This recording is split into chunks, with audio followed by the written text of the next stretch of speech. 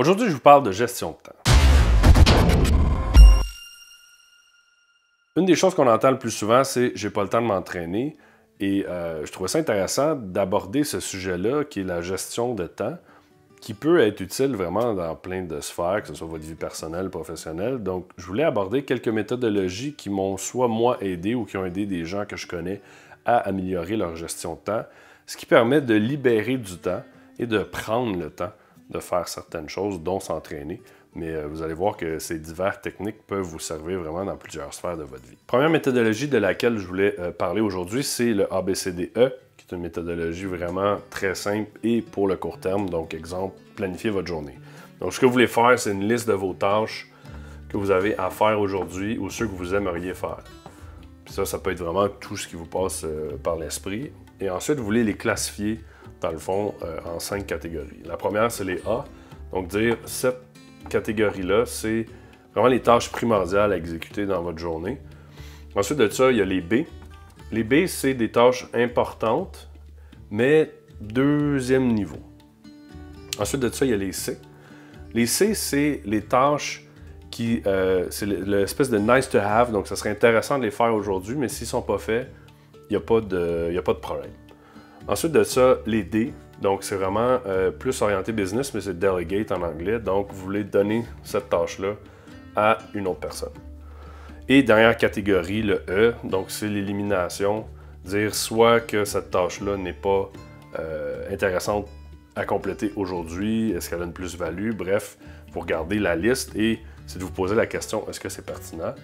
Une fois que vous avez complété cette classification-là, bien évidemment, vous voulez suivre l'ordre. Donc, vous voulez commencer par les tâches A, ensuite faire les tâches B, et si vous reste du temps, faire les tâches C. Donc, c'est vraiment pour planifier une journée. La deuxième méthodologie que je voulais vous parler, en fait, c'est le Bullet Journal. Le Bullet Journal, c'est une méthodologie qui est faite dans un cahier. Donc, ça va être pour les gens qui sont beaucoup plus calligraphie et autres.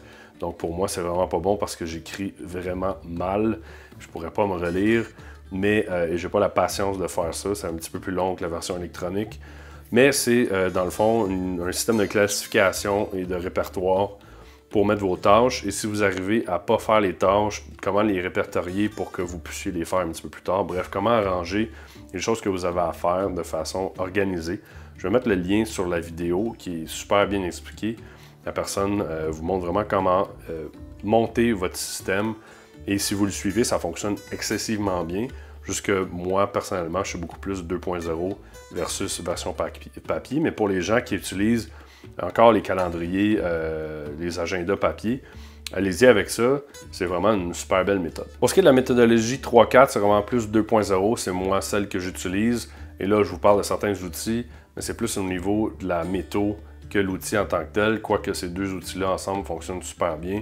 Le premier, c'est Google Calendar, et qui ressemble à plein d'autres calendars, mais c'est plus au niveau de la classification. Donc, ce qui est important, c'est d'avoir différents codes de couleurs pour identifier vos choses. Donc, avec des regards rapides, vous pouvez savoir quand est-ce que vous faites quoi. Ça évite les dédoublements. Vous pouvez mettre aussi des rappels là-dedans.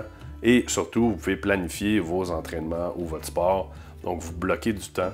Parce que souvent, la première chose qui saute lorsqu'on est occupé, c'est le temps qu'on s'accorde à soi-même. Et pourtant, c'est super important de garder cette plage horaire-là et de la prioriser. L'autre outil en lien avec celui-ci, c'est Inbox de Gmail. Donc, si vous avez déjà un compte Gmail ou Google, vous pouvez utiliser Inbox.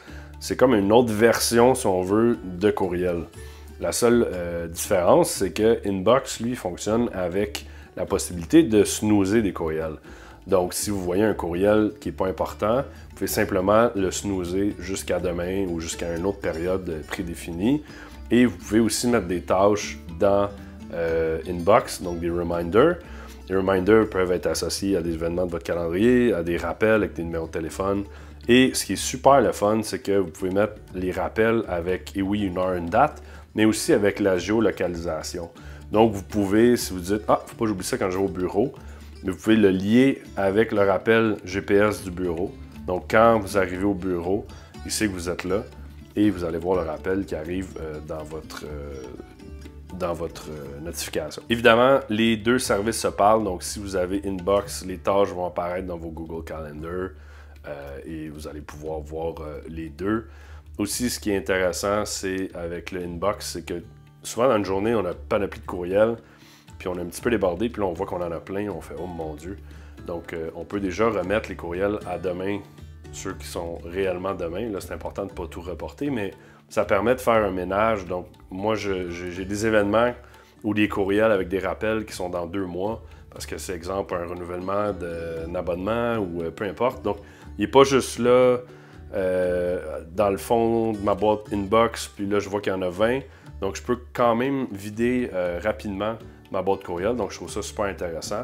Et en mariant les deux, bien évidemment, ça va super bien. Alors voilà, en espérant que ces méthodologies vont vous faire gagner quelques heures par semaine, petite courbe d'apprentissage, mais une fois que c'est implanté, vous allez voir que ça se fait tout seul. Moi, je trouve ça vraiment génial.